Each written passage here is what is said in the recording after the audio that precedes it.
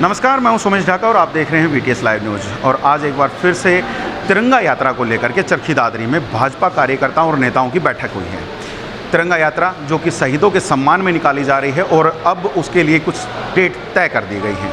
उन्हीं तारीखों को लेकर के अभी चर्चा अभी अंदर भी चल रही है, लोगों की ड्यूटियां लगाई जा रही हैं। इस दौरान में हमारे साथ चरखी दादरी से जो इस तिरंगा यात्रा की जो प्रभारी बनाई गई हैं बबीता फोगाट, चेयरमैन हैं हरियाणा महिला विकास निगम की, उन्हीं से ज़रा बात करेंगे क्या कुछ ड्यूटियां लगाई गई हैं, क्या कुछ तय किया गया है, कार्यक्रम क्या रूट तय किया गया है। बबीता जी, स्वागत है आपका चैनल पर। और आपसे जानना चाहेंगे चरखी दादरी में कब निकल रही है तिरंगा यात्रा?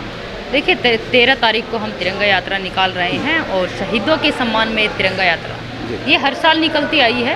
और हम लोग शहीदों के सम्मान में उनको एक तरह से सम्मान के तौर पे उनको याद किया जाता है कि शहीद हमारे जो शहीद हुए हैं, जिन्होंने देश के लिए बलिदान दिया है, देश के लिए अपनी जान गंवाई है, और उनको शहीदों के सम्मान में हम ये तिरंगा यात्रा निकालेंगे ताकि 15 अगस्त आए उससे पहले हम एक जश्न का माहौल हम तैयार करें। और पूरे जश्न के साथ, क्योंकि 15 अगस्त के दिन हमारा देश स्वतंत्र आज़ाद हुआ था, तो उन जिन शहीदों ने उस आज़ादी में अपना योगदान दिया था, उनके योगदान को हम याद करें और उनके हमारे जो युवा पीढ़ी है उनको भी ये पता चले कि हमारे शहीदों ने जो देश के लिए बलिदान दिया था वो उनको याद करें। जी, क्या तारीख क्या रखी गई?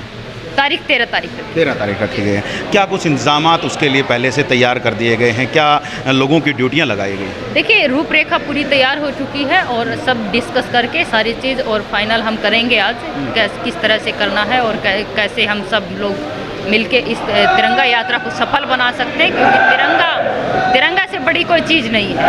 हमारा सबसे बड़ा सम्मान है वो तिरंगा है और हमें उसको कभी ठेस नहीं पहुँचने देनी चाहिए और पहुँचानी भी नहीं चाहिए। अगर कोई हमारे तिरंगे को ठेस भी पहुँचाता है तो हम वो बर्दाश्त नहीं कर सकते, चाहे वो कोई भी हो। कोई रूट तय कर लिया गया है अभी तक? रूट अभी फाइनल हम करेंगे बैठ के किस तरह से निकालनी है। तो सब आप लोग भी आइए, आप लोगों का भी स्वागत है, क्योंकि तिरंगा तो सबके लिए ही सम्मान है हमारे लिए।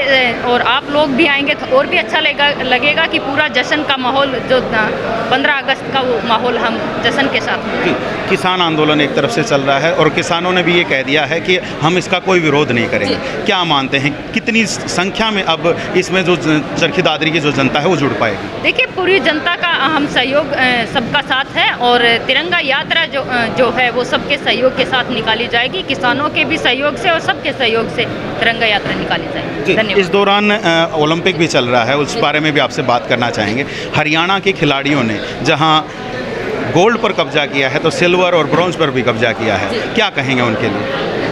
ये दूध दही का खाना ये है मेरा हरियाणा। आज हमारे हरियाणवी छोरे और छोरियां ने कमाल करके दिखा दिया है कि उन्होंने किस तरह से अपनी मेहनत के बलबूते पे देश के लिए गोल्ड, सिल्वर और ब्रॉन्ज मेडल जीत के उन देश को गौरवान्वित महसूस करवाया है और देश को ये सबसे बड़ी खुशी लाकर देश को दी है। 130 करोड़ देशवासियों को ये खुशी दी है, तो हम उनका जितना धन्यवाद करें, उनको बहुत बहुत शुभकामनाएं, बधाई देते हैं, उनके परिवार को बधाई देते हैं कि वो ऐसे ही उनको अपने बच्चों को आगे बढ़ाते रहे और देश को गौरवान्वित महसूस करवाते। कुछ खिलाड़ी जो हैं अब मेडल से चूक गए हैं, उनका हौसला किस प्रकार बढ़ाएंगे? देखिए, मेडल से अब की बार हमने जो देखा है सभी खिलाड़ियों का बहुत बेहतर प्रदर्शन रहा है। अब तक का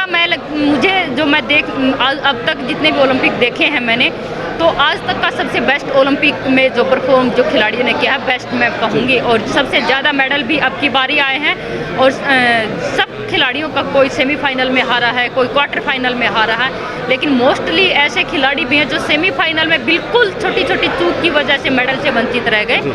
तो ऐसे खिलाड़ियों कहती हूँ कि ये आपका अनुभव है, इस अनुभव को साथ रखिए और अगले ओलंपिक के लिए तैयारियां के लिए आज से ही जुट जाएं और देश के लिए ज़रूर देश के लिए मेडल लेके आएं। आपकी बहन विनेश से काफ़ी उम्मीदें थी देश को, लेकिन वो उतना अच्छा प्रदर्शन नहीं कर पाए। क्या मानेंगे अगला ओलंपिक तक वो किस लेवल पर तैयारी करेंगे और क्या उससे उनसे भी अब देश को और जो खिलाड़ी जब ओलंपिक में जाता है तो अपनी पूरे जोर शोर और पूरे जान लगाने के लिए जाता है और पूरे जोर शोर की तैयारियों के साथ वो ओलंपिक में पहुँचता है। लेकिन विनेश की बाउट की बात करें तो मुझे उसकी बाउट में कुछ मिसिंग लगा। जो अब तक हम देखते हैं उसमें कुछ तो मिस था, वो तो वही बता सकती है क्या कुछ मिस था। लेकिन आज तक हमने उसकी ऐसी परफॉर्मेंस उससे आज से पहले देखी नहीं थी, इस ओलंपिक से पहले।